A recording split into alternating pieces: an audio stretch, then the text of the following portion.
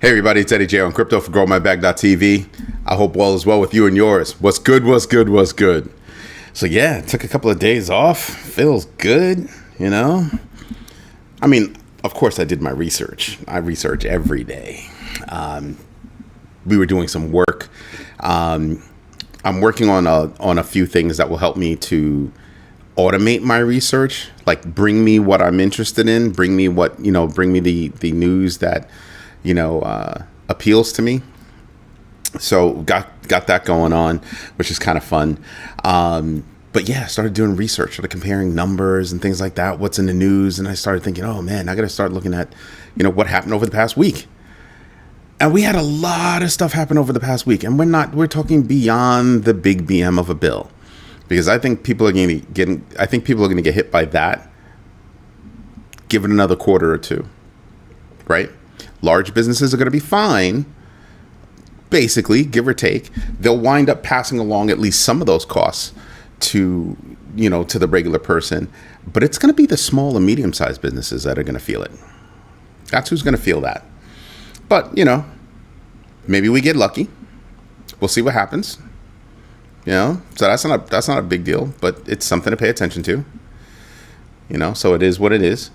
But we've got market volatility and geopolitical impact. We have institutional adoption and major asset holdings, regulatory and legal developments, technological advancements and infrastructure upgrades, DeFi, interoperability and security risks, asset tokenization. There was a big story on that this past week. And stablecoin ecosystems, investor sentiment, adoption trends and speculative behavior. We already have security threats, hacks, and criminal activities. As a separate space, we should be paying attention to that. These people are really stepping up. Hello, Mr. Big, and hello, Paula. Thank you both for letting me know that you have invested in yourselves. Greatly appreciate that. Then we've got payment systems, CBDCs, and mainstream adoption.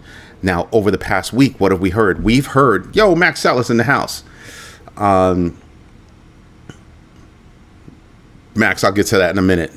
Thank you for posting that. Excuse me. So, I'm looking at, payment system CBDCs. So there was a conference that was held over this past week, and it demonstrates that there are a lot of countries around the world that are stepping up their CBDC game. Right now, the world leader in a CBDC is actually China. And I'm not saying it like, that's a race to win. They're like, you know how I feel about CBDCs. They suck. But some countries are going like two tracks. We're going to create our own CBDC while we also mandate certain things for, stablecoins, thusly controlling, or at least attempting control, any effects on their fiat. I think fiat eventually goes away. So history shows, especially if you watch Ray Dalio, you can get this lesson. You have a rise and fall of various fiat, right? And right now, the U.S. dollar has surpassed the normal time frame for, fiat domination, right? Now, the problem with that, Perspicacious is reporting for duty. That made me laugh. Thank you for that. Not that I had a bad weekend, but that was just funny. So when you look at the rise and fall of fiat over history, the U.S. dollar rather, is way beyond where it should have been. Like where it should have been is very much on the way down, but it went up for so long. It's usually like, 200 years or something like that. Like I said, go look at that Ray Dalio video. Ray Dalio is dropping big pearls, huge pearls, right? I strongly advise paying attention to that guy.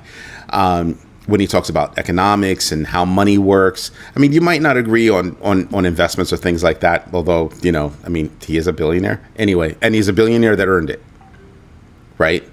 Another billionaire that earned it that I actually respect, Michael Bloomberg. He earned it, started from nothing. He earned it. But the point is that I don't know, in order for there to be a fiat that falls, there's usually a fiat that replaces. Name a fiat that's replacing the dollar. Name one.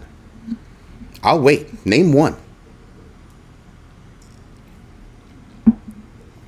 Don't worry, that's just iced tea. So when I look at that, I'm like, there's no real replacement, right? It's not going to be, it's not going to be BRICS. It's not going to be the euro. I doubt if it's going to be anything out of China, right? So when I look at it, I'm like, what's up? Well, I think it's going to be crypto. I think the same way that the US dollar rose and maintained dominance for beyond where it should have been, I think it was like 25%, longer than it should have, than normally would have, rather. I think the replacement is going to be crypto. I think the actual replacement will wind up being crypto, and it won't be just one. I think it'll be several. And the reason why is because of how things work. It might be easier to send this way versus that way, right? During normal, low-level, everyday commerce, you're not going to use Bitcoin. You're not, right? Good point, Hutanic. No reserve needed if Bitcoin and gold exist. But the point is that you're not going to use that in normal everyday. You might use that in big transactions, but you're not going to use that in normal, go to the bodega, get my bacon, egg, and cheese on a roll, salt, pepper, no ketchup, right? You're not gonna do that. You're gonna do like almost anything else, right? You'll do a stable coin. You'll do one of many coins out there to be able to pull that off, right? No doubt about that, right? That's what I fully understand. The fact is that we're still, I still have a browser open? What the heck? Yeah, I got to close some stuff. I have a lot of stuff open on this computer that I shouldn't have open. My bad. Because I work. My playtime is getting on the computer and figuring things out. But when I'm looking at everything that's out there in scope, I'm thinking that crypto in general is going to replace the US dollar. It's not going to be another fiat, right? And the reason why is just because there's adoption adoption is about this big.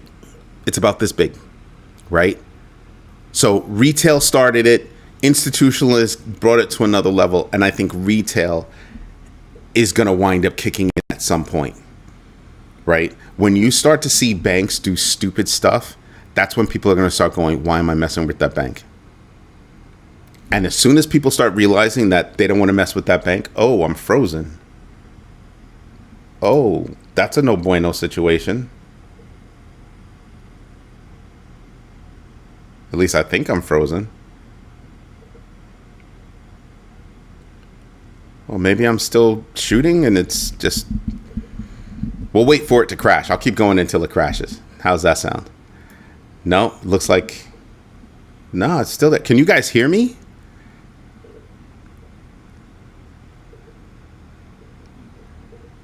Oh. This is a no bueno situation. I might have to start and restart. I might have to restart this. But it looks like you guys can actually see me, hear me. Yeah, it never really stopped. That's awesome. Sorry about that. Sorry about the rambling, but I was trying to figure out what was going on with the system. Because I froze on this side. I guess I didn't freeze for you guys. It was actually still streaming in the background. But when I look at the adoption, I think the next level is that retail will kick in again, and retail will kick in at a level far beyond anything else, because that's when they're pushing businesses to accept crypto. That's when they're pushing businesses to pay in crypto. You're going to get there. And so that's a huge, I can't put a number on that, but is it before 2028? Yeah, I think so. Right. But can I put a specific date on it? Yeah, no, I don't think so. Hutanic, thank you. I just want to see if I missed anybody. Max Salas said Zebek is crashing hard.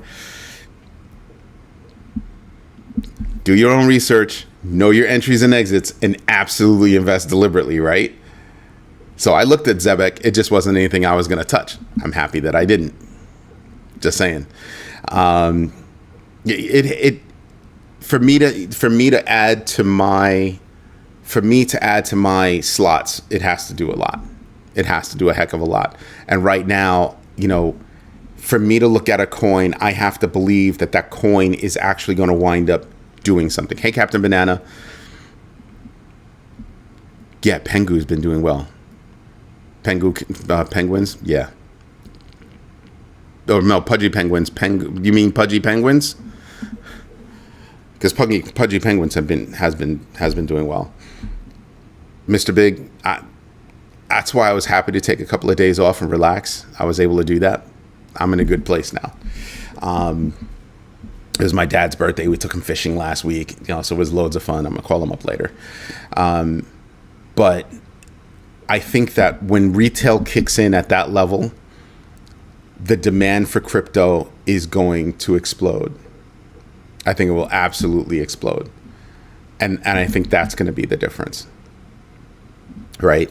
So looking at everything that happened over the past week, am I still expecting bad things from the big BM of a bill? Yes. It's called the other one, tariffs. Right? Captain Banana in the house, thank you so much for that. Thank you. Greatly appreciate you. But I think one of the biggest issues is that the tariffs are going to hit a little bit out, and they're going to hit small businesses. They're going to hit those small businesses. Things from China are going to wind up going up, and that's the bulk of a lot of people's businesses. So I think that there's going to be an adjustment coming. Third quarter, maybe this quarter, they'll start reporting, higher prices and everything. You can make a demand that you don't want anybody to pass along, tariff costs to the consumer. But the fact is that it's going to happen. We're going to see those numbers come up. And big businesses can handle a little bit of a discount. Small businesses can't do that. They cannot do that. So imagine going to your local lumber yard. They may or may not be able to eat that. Where does most of the lumber in the United States come from? Canada. Who did we go after? Canada. So it's going to be, we're going to see things. We're going to see things. I can understand how people are looking at the tariff situation and can see it as a positive thing. I can absolutely see that. But when I break that down and I look at small businesses, the backbone of this nation, by the way, there's going to be a hit. There's absolutely going to be a hit. And we're going to see who stays in business. We're going to see who's going to be able to stay in business. It's no joke. It's no joke. Right? Like we've gotten phone calls from small businesses. Hey, can you help me make, shopping videos, those shopping videos where they're on there just talking about products and stuff like that. Like, can you help me automate that? And I go, sure. Here's a script. Read that script. Send me the sound. Send me the video. Don't even worry about sending me the sound, splitting it. Send me the video. Because then I get the video of yourself doing different movements, right? Then I get your voice. And then we get to train, the models on your voice, on your movements. And we can actually set up an avatar for you that looks just like you to sell your products. But not every business knows that they can do that. And not every business is ready for what I believe is coming. So tariffs are a big deal that I'm looking at. I was listening to Kathy Wood, late last week, and she was like, yeah, I feel like over the last 3 years, we've been going through a rolling recession. I think we might be getting out of that soon. And I'm kind of like, who's going to be coming out of that recession? If it's a rolling recession, who's coming out of that rolling recession? Something else that I think about is every time they say, oh, jobs came in hotter than expected, blah, blah, blah. I'm like, what jobs? For how much money? Because a job is a job, but the money might not be the same. Remember, we're hemorrhaging jobs right now, especially out to places like India.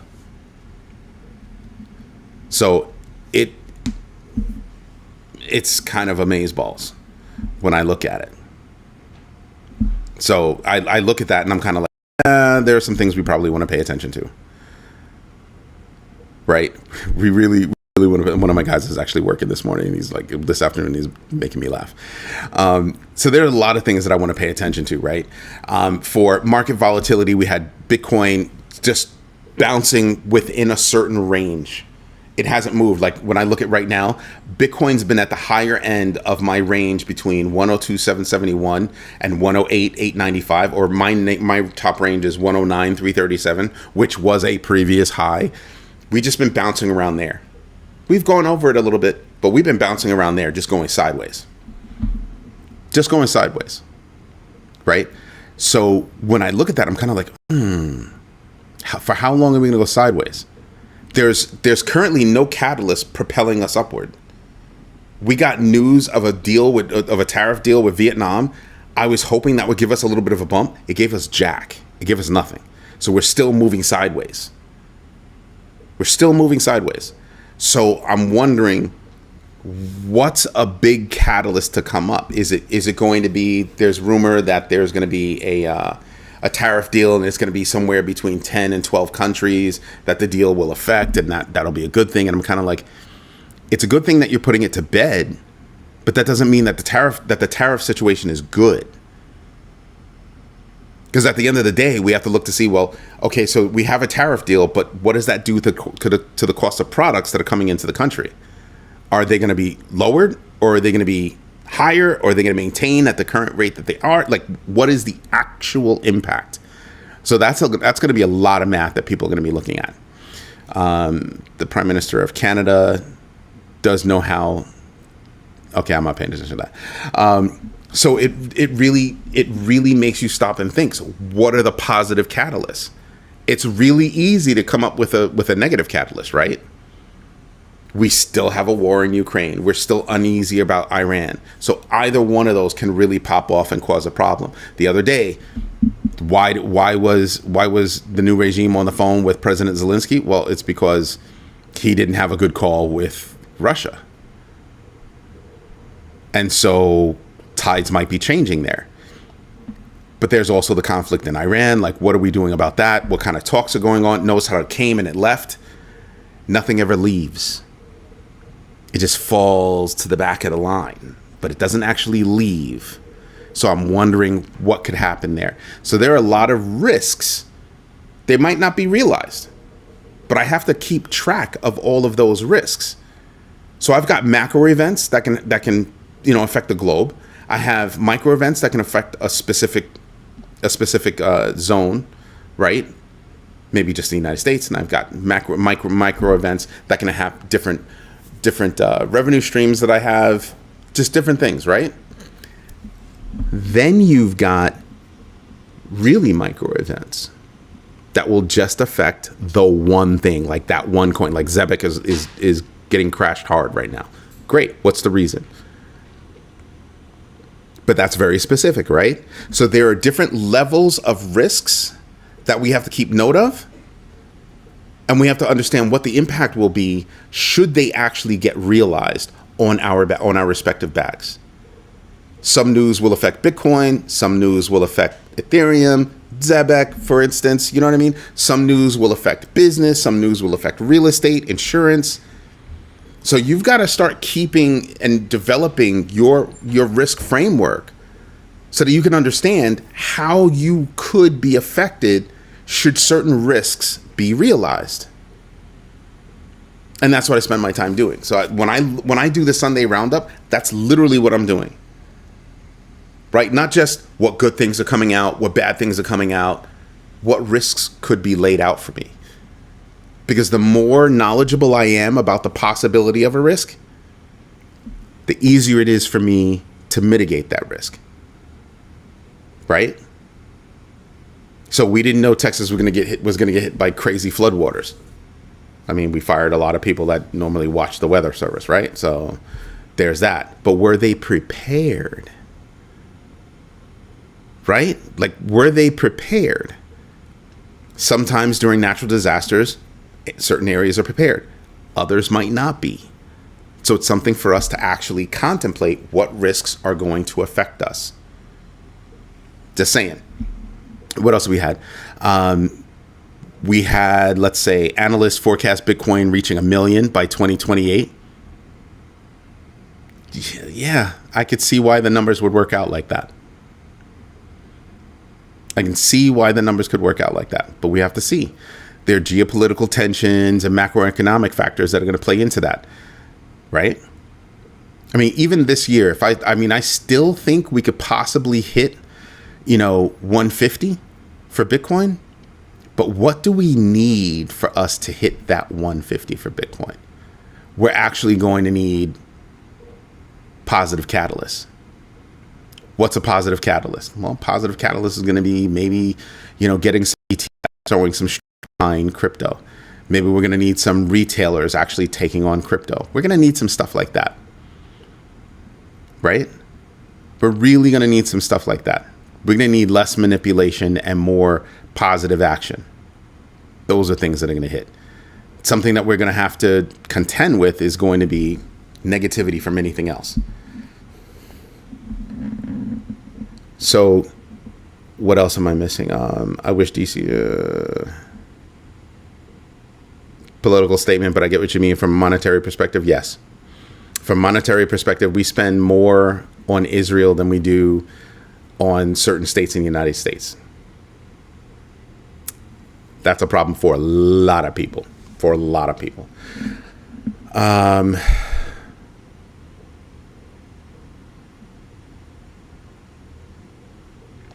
Mr. Big says he's been making money on the ups and downs. That's nice.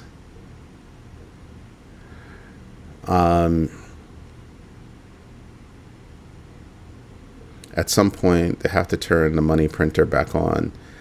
Yeah, but here's the problem, though. As more and more people become educated about the money printer, that's not necessarily a good thing either.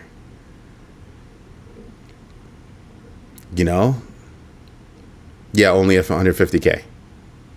Rest are only 150K. I mean, we would need, unless we get a big swell of retail getting into crypto, and not just getting into crypto, but getting into crypto and forcing the adoption of retail stores to get into crypto. Yeah, I'm thinking 150. Once we start having that, the jumps for Bitcoin, I think, take off. The jumps for alts, I think, take off, right? And then you're going to really be seeing the differentiation between alts that are really good at, cash register, in-person transactions, which ones are good for online transactions, what's good for big numbers, small numbers. It's going to be like that. Right, that's the way I honestly think it's going to be. Check out the feed. I dropped something. No, that's a big no, Mr. Big. It's a big bagger thing. If you're gonna drop it there, it's fine. What I don't like are things that look like ads. I don't like that. I hate things that look like ads. Because every time I see them, I just want to delete them. So I don't like when people drop things and there's nothing there. It's just a link. Don't drop just links. That's like one of my pet peeves. If you're going to drop a link, tell me why you're dropping a link. Tell us why you're dropping the link. What is it? Why are you dropping the link? Because it makes the assumption that everybody cares about what you're dropping. We want you to tell us, and it can't. The default answer can't be, well, do your own research. It's like, no. We don't feel like wasting our time. The reason why you're a big bagger is because we're all qualifying certain things that at least one of us has done at least a little bit of research. This is why I researched it. This is what got me into it. You do some research too, and let's have a discussion about it. That's what I like. But like blind links, I ignore them. A lot of times it takes me a lot not to just delete them. So that's that one. It's anybody. You know how many times I want to drop links that are just, I saw something and I didn't have time to write up what I was going to do. So I stopped myself now from doing that. It's like, because nobody wants that. Nobody wants that, right? I don't know what that means, Captain Banana. No, your expectation is incorrect then. It's not our job to finish what you found. Your job is to say, why are you telling us about this? That's the whole point. Why are you dropping that link there? That's the difference between, nonsense and something that, we should actually be paying attention to. Right? Like when I do this stuff, I find news that I think will be interesting, and I tell you what the news is, and then I give you my opinion. And then you guys either come at me or agree or say you need to do some more research or whatever it is, but I'm telling you why I'm bringing it up, right? Same thing. That's what we're looking for. And stupid short answers are just going to tick me off. So I want you to get into it. That's the whole point of that feed, is so that we can get into it. Doesn't matter if we agree or not. Matters that, hey, I found this. Like somebody brought up Zebek, and it sucks right now. So, but when we initially did that research, it was like, right? It was something for us to research. I mean, what was the other one? Peak. Remember Peak? Mr. Big brought that one up. Hasn't been doing all that well, but he brought that up. And at the time, there was a reason to bring it up. He said, these are the reasons why I'm bringing it up. Why don't you guys do your own research? We had a discussion. We had a couple of discussions. But that's what I'm talking about. Big baggers don't get a pass. We get more work. If we want to drop something in the feed, we should be supplying that level of information. Not just, here's a link. Because it also assumes that nobody else saw it. We want to know why you want to bring that up as a discussion. I know, Mr. Big. I know that's what you did. When Hutanic feels really big about something, he'll write something up. Rick Ritchie will write something up. But sometimes Hutanic kind of gets lazy and he's just like, I'm just going to drop this link. It's like, nah.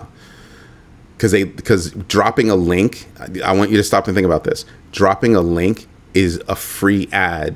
If you're not going to add anything to it, it's nothing more than an ad. You're advertising for that company for free. Like, nope.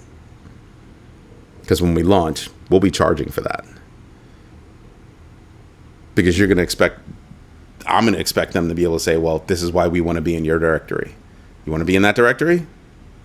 Show up. Just saying. Anyway, enough about that. We've got Strategy continuing to buy stuff. We've got Strategy also facing a class action. We've got Circle's market cap surpassing 66 billion following their IPO. But here's the thing, though. So yeah, and they're high right now. There are a couple of people that are calling for them to drop like hard. So do your own research on these things. Sometimes things are fly high and then they'll drop back down to reality. And I said before, the only reason why I think Circle did so well is because when was the last time you had a real crypto stock come out? This is the first time in a long time. So it was all alone. So bam, of course. If you wrote it up, I hope you made a lot of money. I'm happy for you. But I think that there's money to be made on the way down. I'm sorry, Captain Banana. It does go fast. I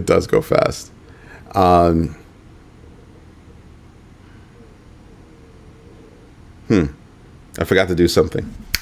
Next week's Big Bagger meeting, because it's the second Sunday of the month. So next Sunday at 1 p.m. Eastern Standard Time, we will have our Big Bagger meeting. So I'll get ready to send that out either later today or tomorrow. Probably tomorrow. Because I'm still having fun doing some other code stuff. Pacific nations and companies are increasing holding and investing in Bitcoin and crypto assets. We had Ripple's lawsuit advancing to the next level, court denying reductions in penalties. Ripple should just pay the $125. They don't even have to pay it. It's already sitting in escrow. Let it go. Be done with it. It's an albatross. Let it go right now. So you got the big win and now you're going to drag it all out. Come on, Brad. You're better than that. You're better than that, man. Just knock that out. Get it done. Get it done and put it to bed. We had multiple ETF filings, including BlackRock and Fidelity. We've still got tons of delays. You know, we keep saying that it's in the 70s. I wonder if we actually hit 80 ETFs already. Grayscale, a big controversy this week was Grayscale getting approved and then getting told, just joking. What's that about? I thought the SEC was going to be more efficient. I thought the SEC was going to do better this time around. I'm not seeing it. I'm not seeing that.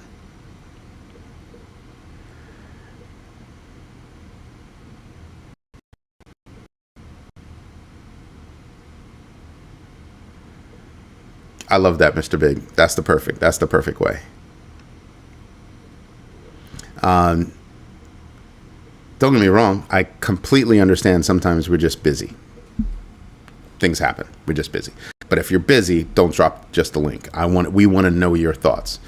As big baggers, we're depending on each other to share thoughts and opinions, whether we agree with them or not. Like, I don't agree with a lot of what people say, but every now and then I can find a little pearl. I can learn a little something. Love that.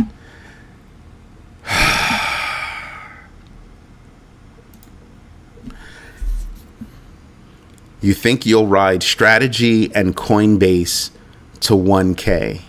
You think Coinbase stock is going to go to 1,000? You think Strategy stock is going to go to 1,000?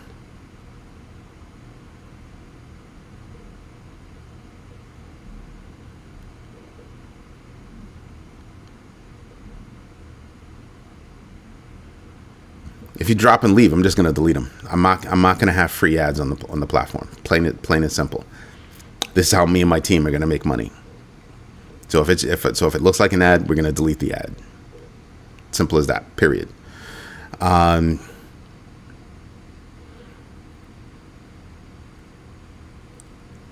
You guys are all friends. You guys can put together a meeting. You guys act like I have that kind of time. I will, just not yet. Just not yet. But I've made note a few times that we probably should beef up the number of meetings that we have. But it takes a lot. It takes a lot. And to coordinate, and sometimes there's only a handful of people on. It takes a lot.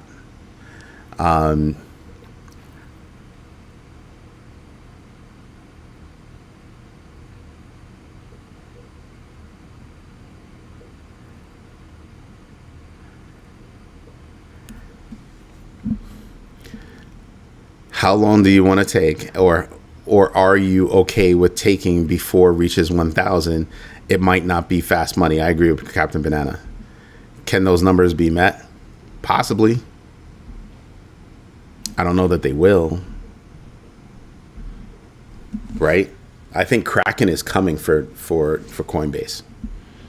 I think Kraken is seriously coming for Coinbase. Coinbase has a lot of deals, but I think Kraken is also making deals. They're a bank.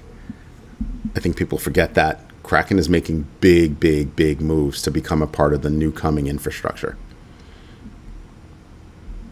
Coinbase is doing a lot of custodial services. They make a lot of money from Circle. But I don't think that their money making, I don't think their revenue streams are as diverse as one would expect. And I think that's what Kraken's trying to do. I think instead of going the same route as Coinbase, I think they're taking a broader reach to how they plan on making money. So it's going to be interesting to watch the two very different strategies actually wind up playing out. That's what's going to be interesting to me.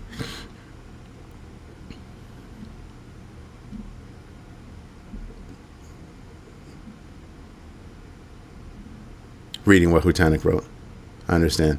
So Red Star, I don't know about that one, man. I don't know.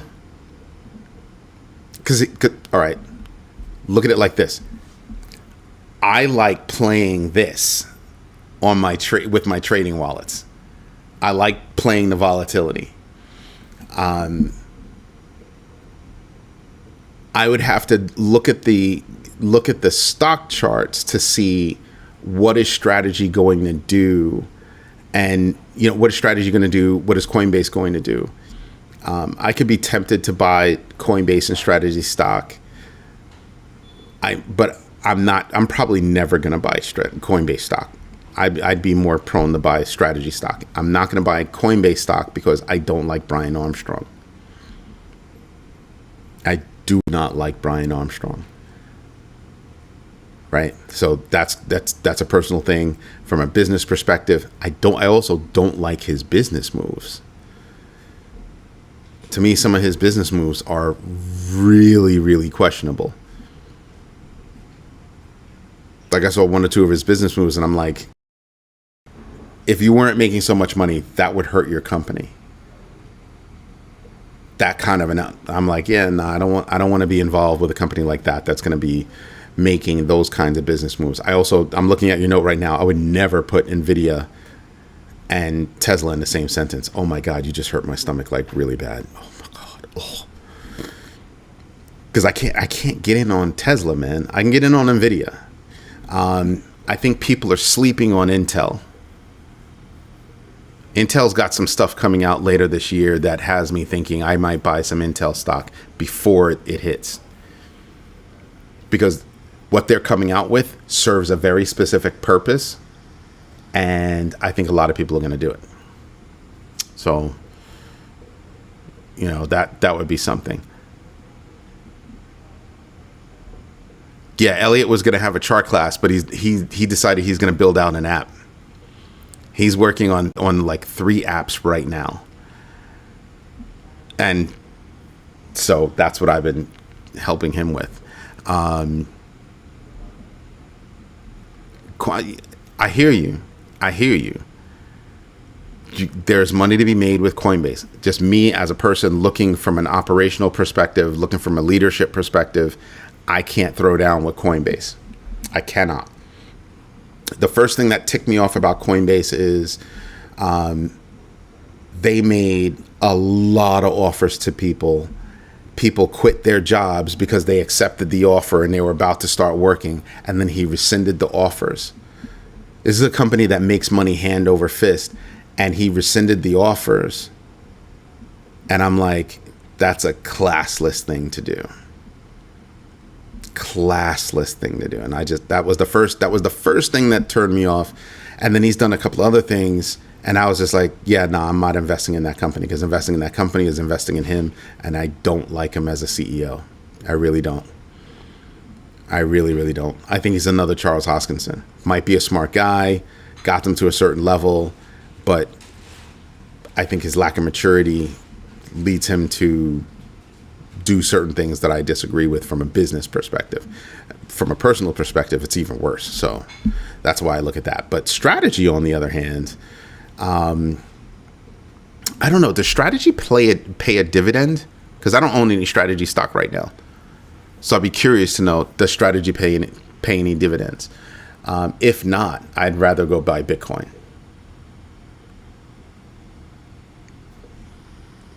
Just saying. I'd rather go buy Bitcoin. Right? Strategy I can believe in, because they're the first to do what they're doing. Other companies like a Meta Planet, the hell do you do for a living? You know what I mean? Like, some of these companies that are following strategies, Bitcoin strategy, what do you do for a living? Michael Saylor has been like, okay, so we're buying Bitcoin, we're buying Bitcoin, we're buying Bitcoin. But they never stop doing their core business. I don't need to take people away from the core business to buy Bitcoin. So I'm still making money over here. Am I making as much money as I am over here? Probably not. But am I still making solid money? Yes. Does that lead me to different deals with different organizations around the world because of what we do for a living? Yes. Does that put me in a position to build out different infrastructure things for Bitcoin? Also, yes. So you see what I mean by there's a reason to buy strategy? Even if they don't have a dividend, there's a reason to buy strategy. They have not lost track of their main business. They might have altered it over the years and things like that, but they still write software. They still build software. They know what they do for a living. These other companies, sometimes some of them make me scratch my head like, what are you doing? What are you doing? What do you do for a living? I cannot, and I don't know what Metaplanet does for a living. I'm not going to invest in Metaplanet. Considering the fact that the whole market is resting on the performance of a handful of companies and that crypto just outperforms them, makes stocks so unattractive. Damn. Lex just got here. He's choosing serious violence. Jeez, bro. Damn. Who hurt you? I mean, I agree. I agree for sure. But there's a reason to diversify. There's absolutely a reason to diversify. Stocks, bonds, options, gold, crypto, business. And with everything that's going on right now, the turmoil that's facing small and medium-sized businesses, in addition to the fact that wealth transfer from small and medium-sized businesses to whomever, a lot of kids don't want their family businesses and all that good stuff. Who are they going to sell to? So they're either just going to fold or they're going to sell. Talk to me if you're selling. Talk to me first. And we'll work it out. We'll figure something out, maybe, right? If it's the right kind of business, I can see the right kind of upside. We've snagged a couple of businesses like that. But that's what I'm looking for. So when I look forward from last week to this week, are we going to get any word on Grayscale? Are we going to get any word on tariffs?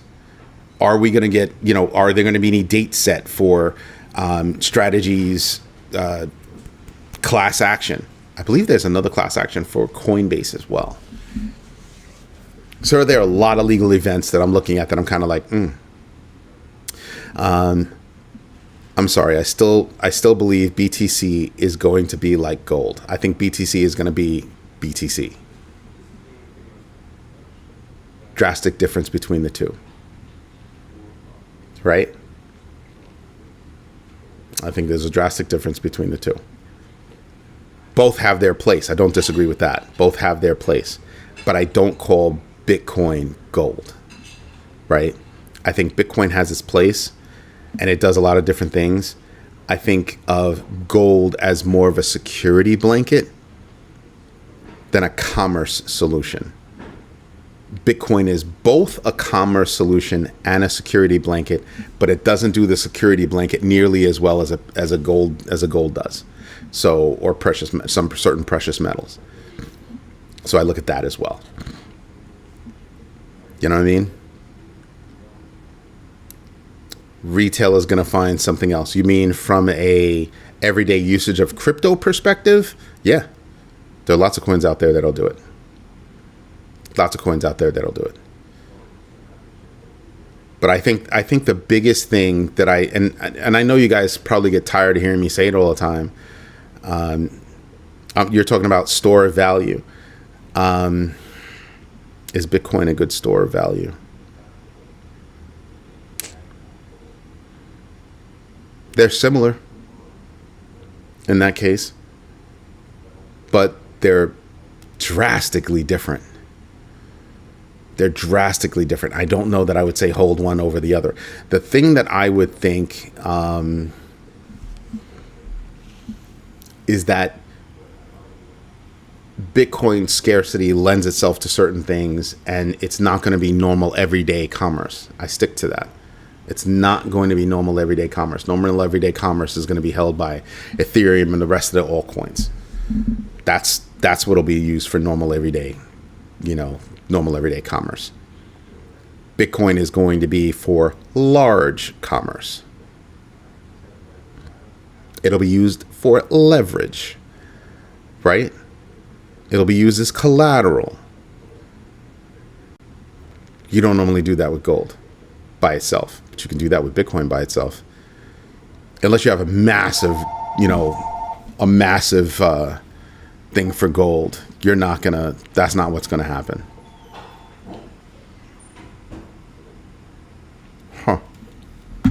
block that number later. So yeah, that's what I start to think about. I bought some RLUSD on Kraken for the heck of it. I was about, because you knew I was going to ask the question, why? It's pegged to the US dollar. I'm not looking for stablecoins unless I have a transaction to handle. I'm just not. I mean, I might hold some USDT. I might hold some USDC. 99.9% of my stuff is held in a non-custodial state. I on-ramp when I need to. I have several different avenues by which I can on-ramp. And then once I've on-ramped, if a centralized exchange is involved, I'm immediately off that centralized exchange. I'm not holding on to anything on a centralized exchange anymore. I don't trust any of them. Although Kraken's looking interesting. But I want to look at Kraken from what's your insurance thing? Now that you're a bank, how are you insuring? Are you insuring anything on the crypto side? And what are you insuring on the bank side? And then what are you insuring, and how do you insure, like, the whole business model with their stock trading side? Don't forget about that. They own NinjaTrader.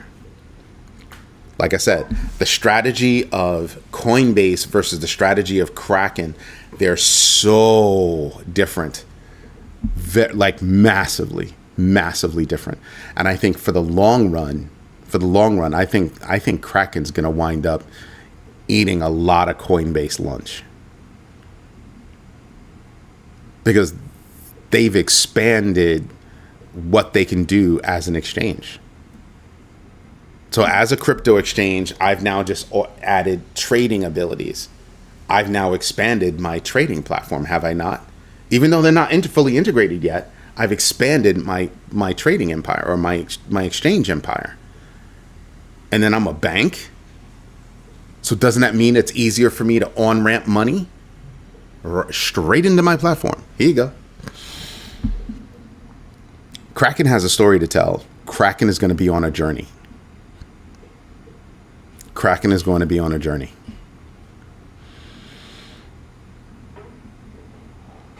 Thank you, Rick. I hope you had a good weekend too. When the wealth transfer happens, I'm taking 30% of my portfolio would be in precious metals. I can understand that. Buying any businesses? Because that's something I'm looking to do right now.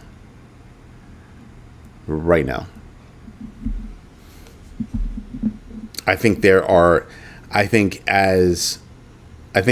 first half of 2026, you're going to see a lot of businesses go on sale, and they're going to wind up being dirt cheap. We're going to find businesses on the cheapy and in big ways.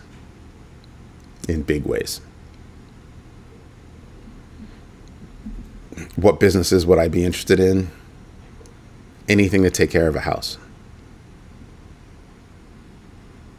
There's a reason why big businesses out there buying up single family homes, and where they're buying those single family homes, they're buying up the plumbers, the electricians, the HVACs,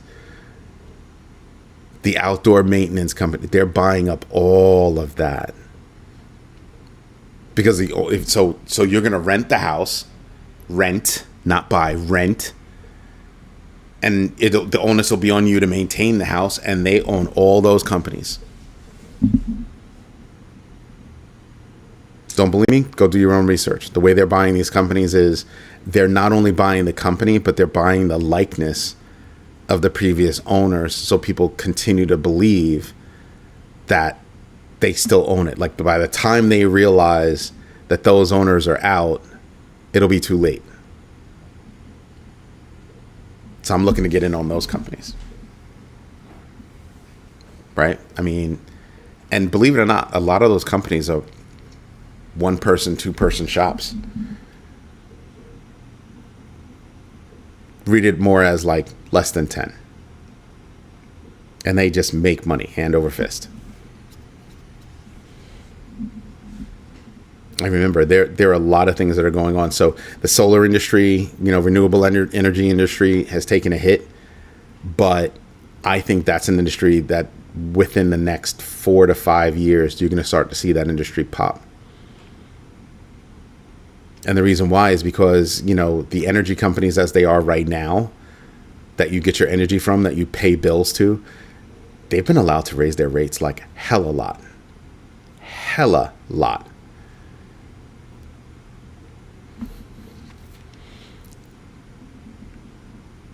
Into weekly dividends. You mean from a crypto perspective? I have not been paying attention to dividends like at all.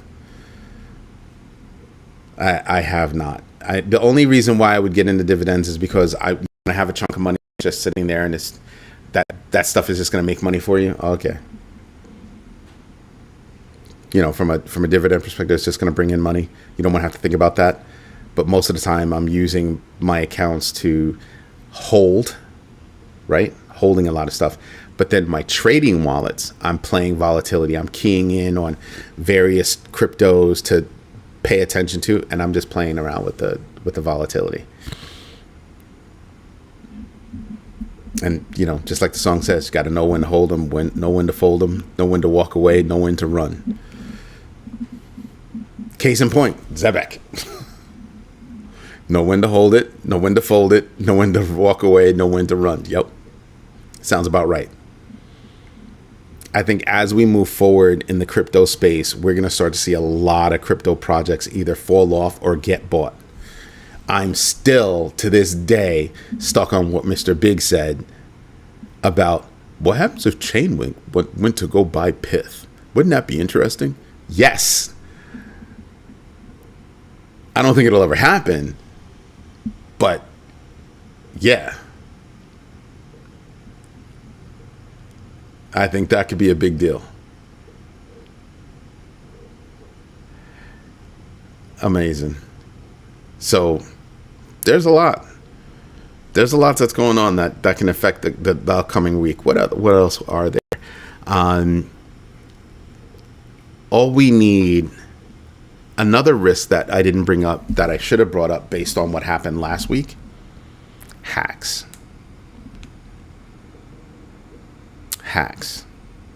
That's gonna be something we should be paying attention to.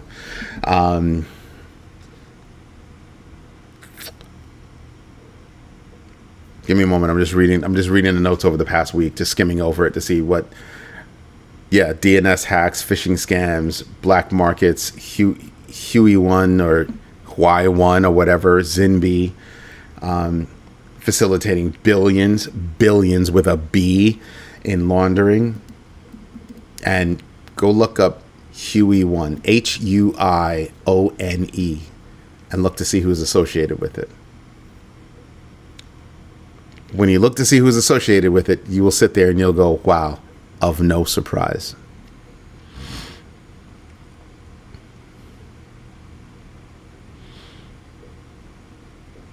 Did Coinbase suffer a hack? They had a problem. They did have a problem. I'm trying to remember if it was a hack or if it was an outage. Because somebody got caught. Got caught up with Coinbase.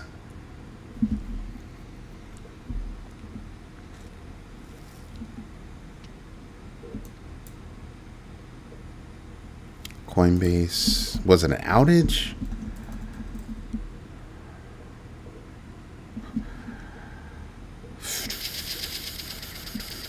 And it was recently.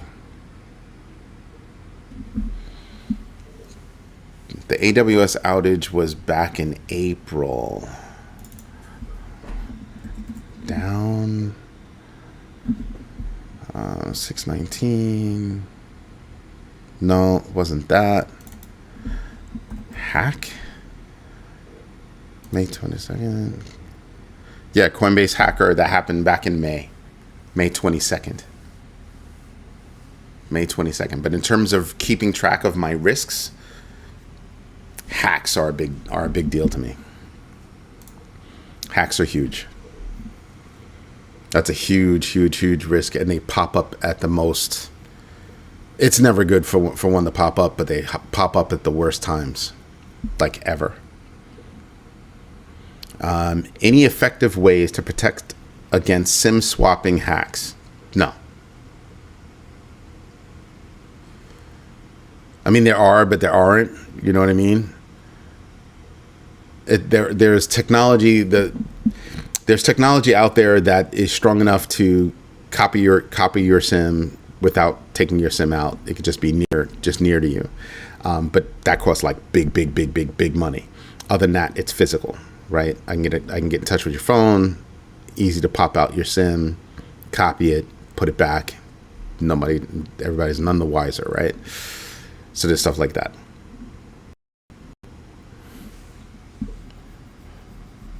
Yeah, because the technology gets cheaper. So that nearby phone, boo boo, I've now copied it right here. It's getting like that. It's becoming like that. I think it's harder to do it with an eSIM, but I haven't gotten deep into it. Don't keep doing anything on your phone.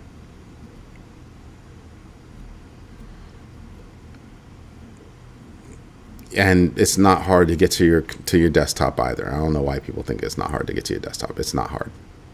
It's not hard at all. There are technologies out there, really, it's not hard. It's not hard. If I want you, I'm going to get you, period. Think about it like that. If I want you, I'm going to get you, period. Okay? Your job is to make, so two people are running away from a lion. I don't have to be the fastest. Or let's say 10 people are running away from a lion. I don't have to be the fastest.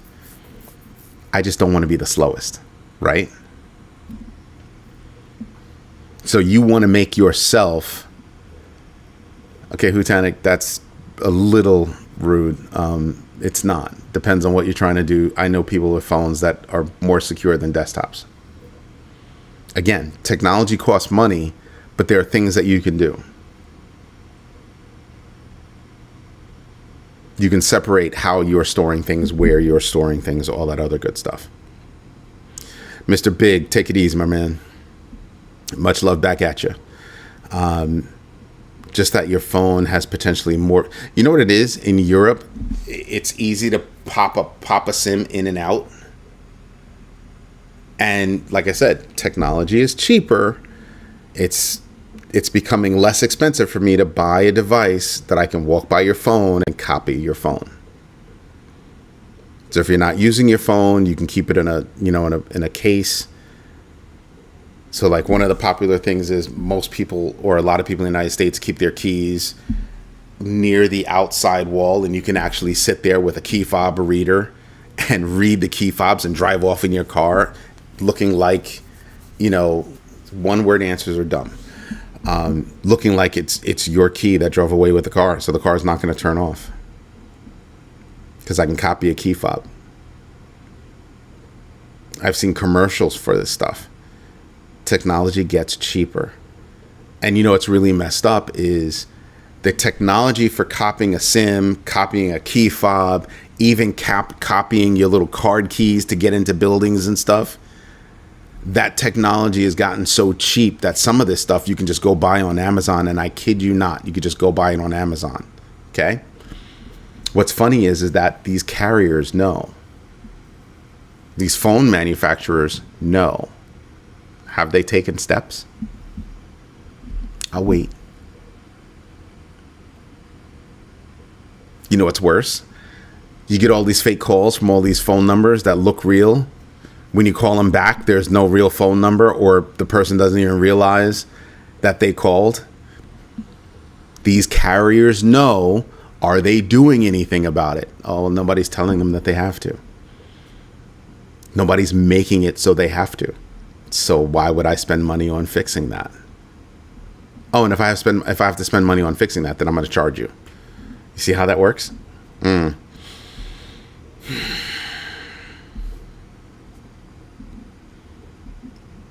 It's not hard to spoof numbers. The most effective way to counter that very often is using older primitive technologies. Yes, or drop into a bag. You can drop your phone into a bag, and that way your phone can't be can't be hit like that. Of course, you probably won't hear your phone ring either.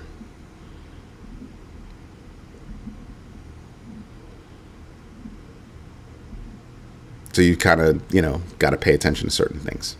Just saying.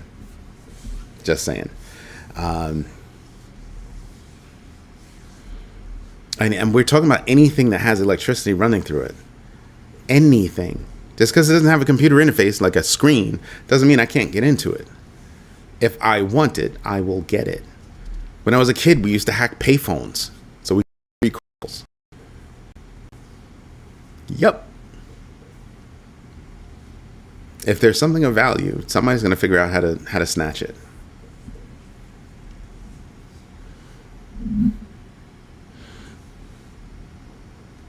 Anyway, everybody, this is Eddie J on Crypto for Grow. No, it's not just NFC.